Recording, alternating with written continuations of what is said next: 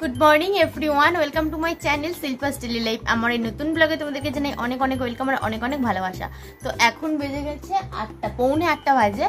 আর স্নান টান কমপ্লিট হয়ে গেছে, পুজো দেওয়া কমপ্লিট হয়ে গেছে। এখন আমি চা নিয়ে বসেছি। বাপি মায়ের চা খাওয়া হয়ে গেছে, বাপি বাজারে গেল আর বর্ত সকালবেলা আজকে কাজে গেল যেহেতু সোমবার। তো চলো আমি চা নিয়ে বসে মানে চাটা খেয়ে নিই। আর হাটবার যেহেতু বাজার না আনলে রান্না করব, অনেকগুলো জামা কাপড় ভিজিয়েছি ওর আমার, তো ওগুলো সমস্ত কিছু কাচাকুচি করে নিই। সকাল সকাল রোদ বেরিয়ে গেছে, তো যদি এখন না কেচে নিই না পরে গরমে আর একদম কাচতে ইচ্ছে করবে না। ঝটাফট করে ছাদে মেলে দিয়ে আসবো আর আগে চাটা খাই। চল, এখানে দেখো আমি চা খেতে বসে গেছি। আর কি ভাবছিলাম কি জানি, একভাবে তাকিয়ে আছি। আর আমি যখন কোনো চিন্তা করি তখন এইরকম অবস্থা হয় আমার আর কি। তো দেখো তারপরে কিন্তু অনেকগুলো জামা কাপড় ভিজিয়ে রেখেছিলাম, সেগুলো কাচাকুচি করে একটু পাখার তলায় বসেছি। আর আজকে কাচাকুচি করতে গিয়ে না আমার বেশ লাভই হয়েছে। আর আজকে মনে হয় আমার রাশিতে অর্থপ্রাপ্তির যোগ ছিল। বড় 3টে জামা কেচেছি, 3টে জামাতেই আমি টাকা, একটাতে 20 টাকার নোট পেয়েছি। আমি না দেখে কেচে দিয়েছি, তো এগুলো ভিজে গিয়েছিল, সেই জন্য শুকনো করতে দিয়েছি। একটাতে 50 টাকা, একটাতে আবার 5 টাকার কয়েন ছিল।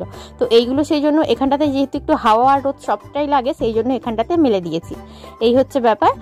তো ভাগ্যিস দেখেছিলাম, তা না হলে হয়তো নিংড়ে মিলে দিলে টাকাগুলো নষ্ট হয়ে যেত। আজকে দেখো এখানে আমি রান্না করেছি ঝিঙে দিয়ে আর একটু চিংড়ি মাছ দিয়ে তরকারি। আর এখানে করেছি টমেটো দিয়ে টক ডাল করেছি, ডিম ভাজা করেছি আর পটল ভাজা করেছি। এটাই ছিল আজকে আমাদের দুপুরের মেনু। আর তারপরে দেখো এখানে আমি এঁচোড়ের তরকারি ছিল, গতকালকে কিছুটা বেশি হয়েছিল, আমি গরম করে রেখে দিয়েছিলাম, সেটা দিয়ে মুড়ি খেয়ে নিয়েছিলাম। আর তারপরে দুপুরবেলা খাওয়া দাওয়া করে টানা একটা ঘুম দিয়েছি। বিকেলবেলা উঠে চলে এসেছি ছাদে। অনেকদিন এই গাছগুলো জল দেওয়া হয় না, তাই ভাবলাম গাছগুলোই জল দিয়ে দিই। 2-3 দিন পর পর জল দেওয়া হয় আর কি। তো যে গাছ জীবিত আছে ভাবলাম ওগুলোকে জীবিত রাখার চেষ্টা করি, সেই জন্য। তারপরে না প্রচণ্ডভাবে যেহেতু গরম পড়ে গেছে আর আমার রুমটা খুব গরম হয়ে যায় গরমকালে, তো ভাবলাম ছাদে যদি জল দিয়ে একটু ছাদটা ঠান্ডা করা যায় তাহলে আমার রুমটাও ঠান্ডা হবে, কারণ কি ছাদের তাপটাই তো লাগে রুমে।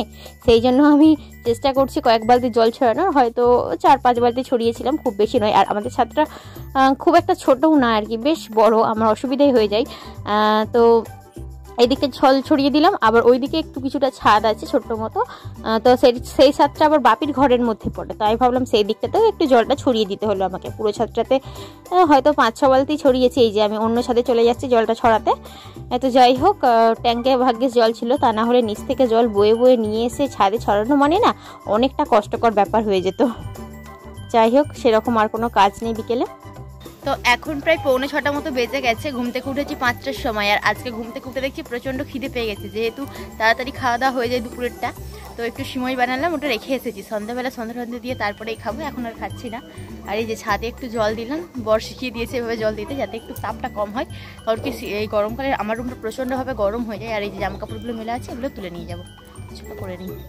সন্ধ্যাবেলা দেখো এখানে বাপি মাকে চা বানিয়ে দিয়েছিলাম। যেহেতু গরমকাল পড়ে গেছে, আমি প্ল্যান করে নিয়েছি কি আমি দিনে একবার করেই চা খাবো, সকাল টাইমটা খাবো, তাই জন্য আমার জন্য আর বানালাম না। আর এখানে সিমুই নিয়ে বসে গেছি। আজ হঠাৎ করে সিমুই খাওয়ার শখ হচ্ছিল, তো সেই জন্য আর কি করে নিয়েছি একদম অল্প পরিমাণে। আমি এখন খাচ্ছি, আমি আর রাত্রিতে খাবো না। আর বাপি মা রাত্রিতে রুটি দিয়ে খেয়ে নেবে, এই হচ্ছে ব্যাপার। তো ওনারা এখন আর খাচ্ছে না, ওনারা এখন চা বিস্কুটই খাচ্ছে। আর রাত্রিতে দেখো আমার জন্য পড়েছিল ডাল ছিল আর একটু ওই ঝিঙে আলু পোস্ত যে চিংড়ি মাছ দিয়ে করেছিলাম সেই তরকারিটা ছিল। ঝিঙেগুলো দেখছি শক্ত হয়ে গেছে, অনেক ছিপে বেরিয়েছে, সেগুলো আর কি ফেলে দিলাম। আলুটা দিয়ে শেষমেশ খেলাম আর চিংড়ি মাছ ছিল। তো চলো আজকের মতো ভিডিওটা আমি এখানে শেষ করছি। কেমন লাগলো জানিও, যদি ভালো লেগে থাকলে লাইক করো, কমেন্ট করো আর চ্যানেলটাকে সাবস্ক্রাইব করে আমার পাশে থেকো।